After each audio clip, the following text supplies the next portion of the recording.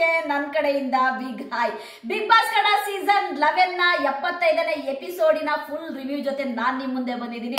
ಇವತ್ತಿನ ಎಪಿಸೋಡ್ ನೋಡಿ ನನಗಂತೂ ನಗಬೇಕಾ ಅಳಬೇಕಾ ಏನೂ ಗೊತ್ತಾಗ್ತಾ ಇಲ್ಲ. ಯಾಕೆ ಗೊತ್ತಾ, ಹನುಮಂತ್ ಬಗ್ಗೆ ಹೇಳ್ಬಿಡ್ತೀನಿ. ಫಸ್ಟು ಈ ಎಪಿಸೋಡಲ್ಲಿ ನಾನು ಹನುಮಂತು ಬಗ್ಗೆ ಹೇಳ್ಬಿಡ್ತೀನಿ. ಹನುಮಂತು ಹ್ಯಾಟ್ಸ್ ಆಫ್, ಸಕಲ ಕಲಾ ವಲ್ಲಭ ಹನುಮಂತು.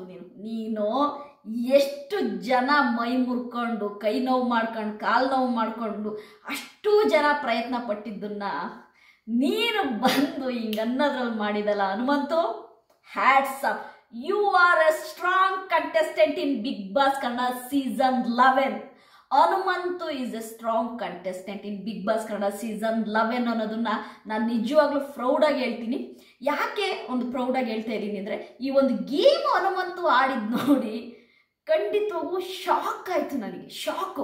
ಯಾಕೆಂದರೆ ಇದೊಂಥರ ತುಂಬ ಇಂಟ್ರೆಸ್ಟಿಂಗ್ ಗೇಮು ಆಯಿತಾ. ತುಂಬ ಚೆನ್ನಾಗಿ ಎಲ್ಲರೂ ಕೂಡ ನೋಡುವಂಥ ಪ್ರೇಕ್ಷಕನ ಫೋಕಸ್ ಆ ಗೇಮ್ ಮೇಲಿತ್ತು. ಐಶ್ವರ್ಯ ಟ್ರೈ ಮಾಡಿದರು ಆಯಿತಾ.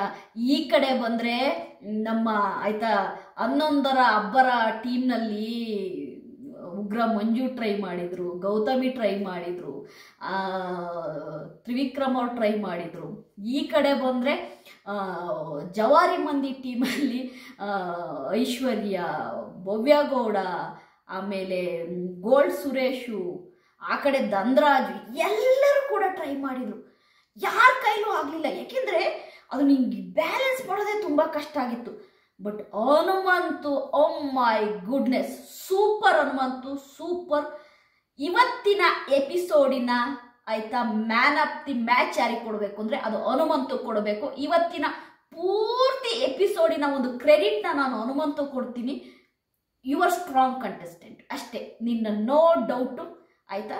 ಬಿಗ್ ಬಾಸ್ ಕನ್ನಡ ಸೀಸನ್ನಲ್ಲಿ ಸ್ಟ್ರಾಂಗ್ ಕಂಟೆಸ್ಟೆಂಟು, ಸ್ಟ್ರಾಂಗ್ ಕಂಟೈನರ್ ಯಾರು ಅಂದರೆ ನಾನು ಹನುಮಂತು ಕೊಡ್ತೀನಿ. ಓಕೆ, ಎಪಿಸೋಡಿಗೆ ಬರೋಣ. ಎಪಿಸೋಡಿಗೆ ಸ್ಟಾರ್ಟ್ ಆದ ತಕ್ಷಣವೇ ಎಲ್ಲರೂ ಲಿವಿಂಗ್ ರೂಮಲ್ಲಿ ಕೂತಿರ್ತಾರೆ. ನಮ್ಮ ಶಿಶಿರವರು ಗೇಮಿನ ಒಂದು ಬುಕ್ಸ್ನ ಓದೋಕ್ಕೆ ಸ್ಟಾರ್ಟ್ ಮಾಡ್ತಾರೆ.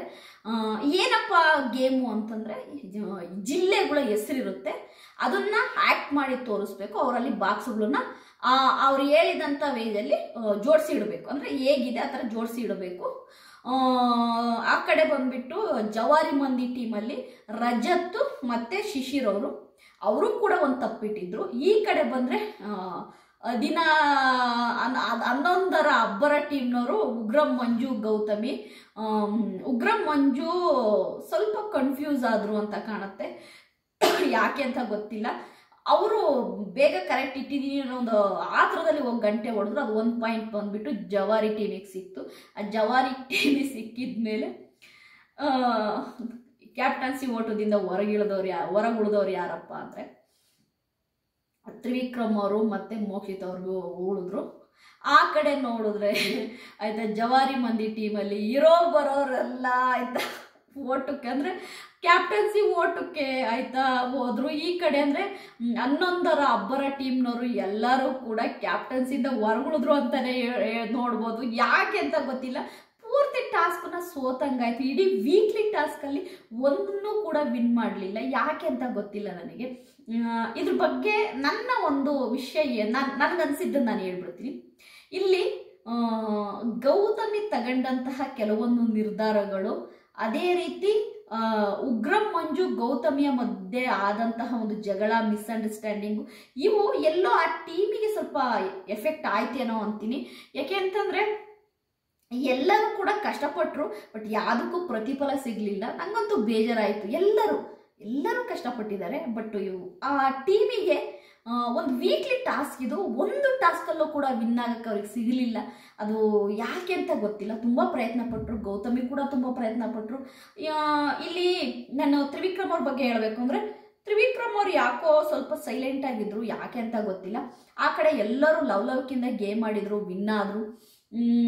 ಇವತ್ತಿನ ಎಪಿಸೋಡು ನಿಜವಾಗ್ಲೂ ಹನುಮಂತು ಟೀಮಿಗೆ ಅಂತ ಹೇಳ್ಬೋದು. ಯಾಕೆ ಅಂತಂದರೆ ಜವಾರಿ ಮಂದಿಯ ಜವಾರಿ ಹನುಮಂತನಿಗೆ ಈ ವೀಕಿನ ಒಂದು ಟಾಸ್ಕನ್ನು ತುಂಬ ಚೆನ್ನಾಗಿ ಕಂಪ್ಲೀಟ್ ಮಾಡುವಂತಹ ಒಂದು ಹನುಮಂತನ ಕ್ಯಾಪ್ಟನ್ಸಿಯಲ್ಲಿ ತುಂಬ ಚೆನ್ನಾಗಿ ಆಡಿದ್ರು ಅಂತಲೇ ಹೇಳ್ಬೋದು. ಯಾಕೆಂದರೆ ಹನುಮಂತ ಒಂದು ಕ್ಯಾಪ್ಟನ್ ಆಗಿ ಆ ಒಂದು ಟೀಮ್ನ ತುಂಬ ಚೆನ್ನಾಗಿ ಗೈಡ್ ಮಾಡಿದ್ರು, ಆ ಟೀಮ್ನ ತುಂಬ ಚೆನ್ನಾಗಿ ವಿನ್ ಆಗಕ್ಕೆ ಅವ್ರು ಕಾರಣರಾದ್ರು ಅಂತಲೇ ಹೇಳ್ಬೋದು ಹನುಮಂತನ.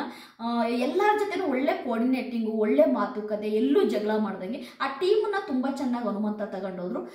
ಇಲ್ಲಿ 11ರ ಅಬ್ಬರದಲ್ಲಿ ಯಾಕೋ ಗೌತಮಿಯವರು ತುಂಬ ಒಂಥರ ಕೋಪ ಮಾಡ್ಕೊಳೋದು, ತುಂಬ ಅಂದರೆ ಅವರು ಉಗ್ರ ಮಂಜುವ್ರ ಮೇಲ್ಗಡೆನ ಕೋಪದಿಂದವಾಗಿ ಅವ್ರು ಏನೇನೋ ಡಿಸಿಷನ್ ತಗೊಂಡು ಕೆಲವೊಂದು ಅಲ್ಲಿ ಒಳ್ಳೆ ಕೋಆರ್ಡಿನೇಟ್ ಇಲ್ದಿಂದೇನೆ ಅವ್ರು ಸೋತ್ರ ಅನಿಸುತ್ತೆ. ನಂಗೆ ಗೊತ್ತಿಲ್ಲ ಸ್ಯಾಟರ್ಡೆ ಎಪಿಸೋಡಲ್ಲಿ ನಮ್ಮ ಸುದೀಪ್ ಸರ್ ಅವರು ಏನೇನು ಮಂಗಳಾರತಿ ಎತ್ತುತ್ತಾರೆ ಅಂತೇಳಿ ನೋಡೋಣ, ವೆಯ್ಟ್ ಮಾಡಿ.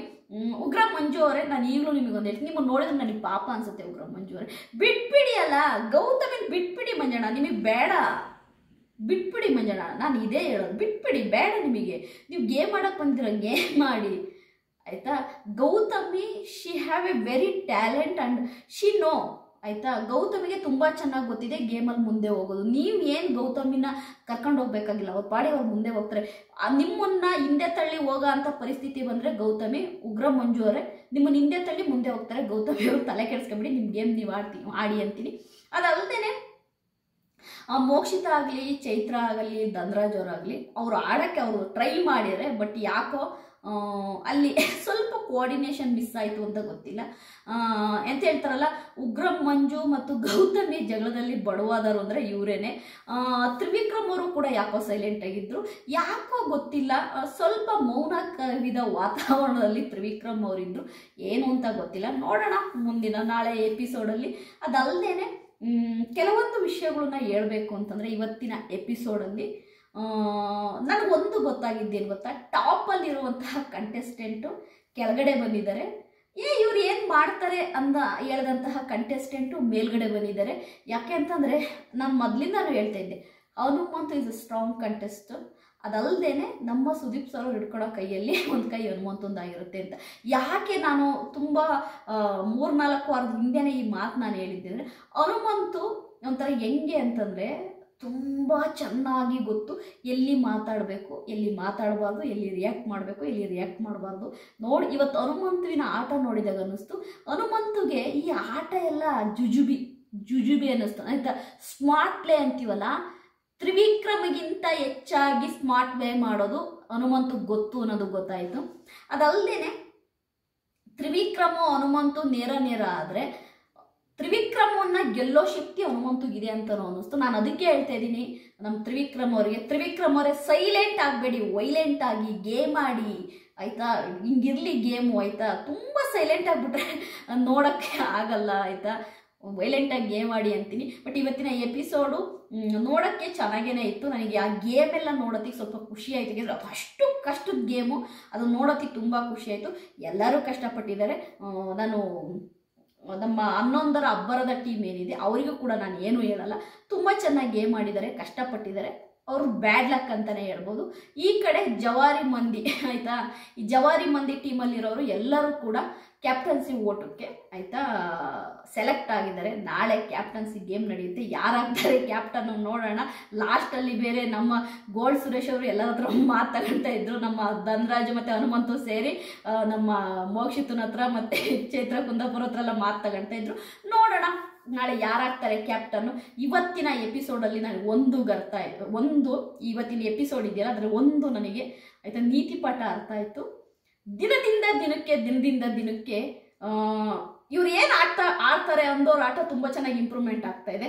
ತುಂಬ ಚೆನ್ನಾಗಿ ಆಟ ಆಡ್ತಿದ್ದವರು ತುಂಬ ಬ್ಯಾಕ್ ಬರ್ತಾ ಇದ್ದಾರೆ, ಕೆಳಗಡೆ ಬರ್ತಾ ಇದ್ದಾರೆ. ಇದನ್ನು ನೀವೇ ಕಮೆಂಟ್ ಮಾಡಿ ಹೇಳಿ. 11ರ ಅಬ್ಬರದ ಟೀಮಿನ ಆಯಿತಾ ಸೋಲಿಗೆ ಕಾರಣಕರ್ತರು ಯಾರು ಅನ್ನೋದನ್ನು ನೀವು ಕಮೆಂಟ್ ಮಾಡಿ ಹೇಳಿ. ನನ್ನ ಇವತ್ತಿನ ಆಯಿತಾ ಒಂದು ಎಪಿಸೋಡ್ ರಿವ್ಯೂನ ಇಲ್ಲಿಗೆ ಮುಗಿಸ್ತೀನಿ. ನನ್ನ ರಿವ್ಯೂ ನಿಮಗೆ ಇಷ್ಟ ಆಗಿದ್ರೆ ಲೈಕ್ ಮಾಡಿ, ಸಬ್ಸ್ಕ್ರೈಬ್ ಮಾಡಿ. ಬಾಯ್ ಬಾಯ್.